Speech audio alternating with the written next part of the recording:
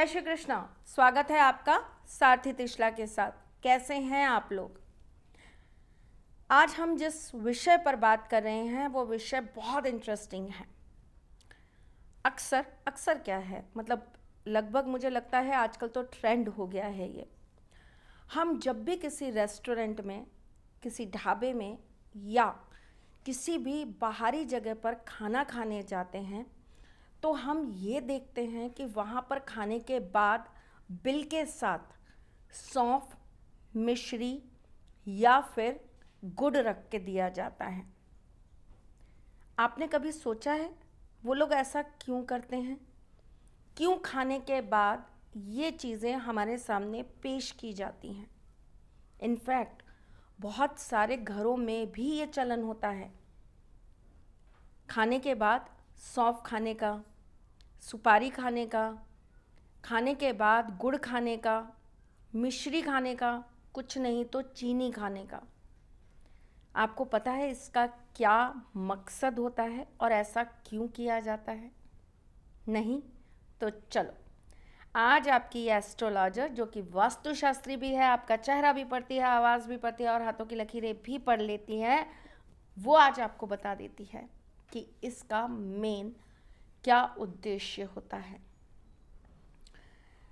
हमारा मुंह हमारे 9 ग्रहों में से राहु के आधिपत्य में आता है। हम जो भी खाते हैं, जिन लोगों को खाने का बहुत शौक होता है, आप कभी भी देखिएगा उनकी कुंडली में, उनके हाथ में, उनकी बॉडी में राहु के सिम्टम्स बहुत ज़्यादा प्रबल होंगे। कौन लोग होते हैं जो अपने खाने पर संयम रख पाते हैं, व्रत कर पाते हैं? और वो कौन लोग होते हैं जो आपको बार बार बोलते हैं कि व्रत करिए, व्रत करिए, व्रत करिए?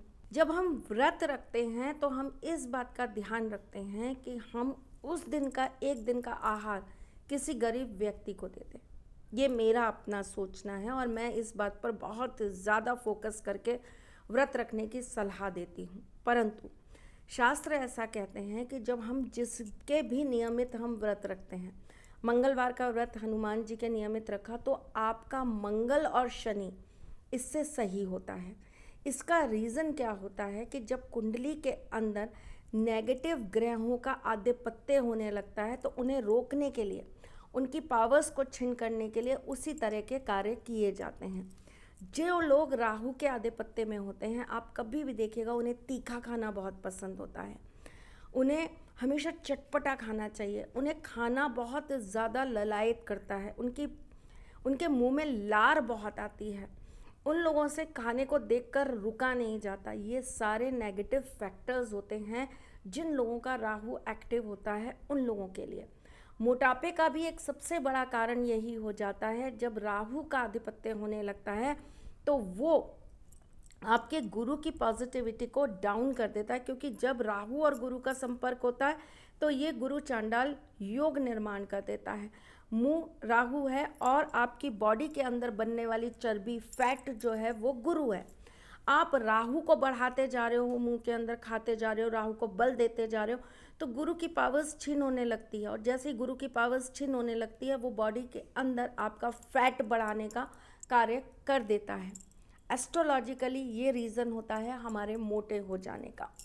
हमारी बॉडी के अंदर रक्तचाप बढ़ जाना, डायबिटीज़ बढ़ जाना, ये सारी चीज़ें जो हैं इनका कहीं ना कहीं संबंध जो है वो आपका घूम फिर के ग्रहों के साथ तब बन जाता है जब राहु इनके ऊपर होल्ड करने लगता है। राहु जब इनके ऊपर अपना आधिपत्य जमाने लगता है तब चीज़ें हमारी बिगड़ने लगती हैं। फिर चाहे ग्रह हो, चाहे वो हमारा स्वास्थ्य हो, फिर चाहे वो हमारी दिनचर्या हो, चाहे वो हमारा जीवन का कोई भी पार्ट या सेक्टर हो।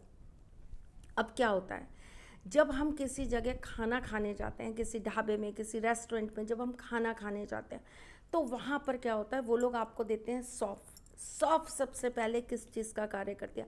सौंफ आपके ब्लड को प्योरीफाइड करने का काम करती है। सौंफ हम बहुत सारे केसेस में बुध के साथ साथ मंगल के लिए भी उपयोग में लाते हैं। इससे आपका मंगल तुरंत तीव्र हो जाता है। और मंगल क्या है? अग्नि, आग। और राहु क्या है? वायु। जैसे ही अग्नि उत्पन्न होती है, जैसे ही सौंफ राहु के द्वारा आपके शरीर के अंदर जाती है, वो अग्नि उत्पन्न करती है, जिससे आपका खाया हुआ सारा का सारा पदार्थ मेल्ट हो जाता है। आपकी बॉडी से तुरंत वो चीज़ें पच जाती हैं, और पचने के कारण राहु अपना इफेक्ट नहीं रख पाता, क्योंकि उसके कण आपकी बॉडी में एकत्रित नहीं हो पाते ना, वो तुरंत ही मेल्ट हो जाते हैं। ठीक, अब क्या होता है, हम अक्सर खाते हैं क्या, मिश्री, चीनी। ये किस चीज़ का कारक है, मिश्री और चीनी। अगर बोले तो चंद्रमा और या फिर शुक्र। शुक्र गुरु है राहु का, राहु चेला है शुक्र का। जैसे ही मिश्री या चीनी अंदर जाती है, राहु के तत्व वापस से क्षीण हो जाते हैं, खत्म हो जाते हैं, खलास हो जाते हैं। अब क्या होता है, वापस से राहु आपकी बॉडी के ऊपर अपना आधिपत्य नहीं जमा पाता। बात करते हैं गुड़। गुड़ एक तो साइंटिफिकली हमारी बॉडी में प्योरिफिकेशन का काम करता है।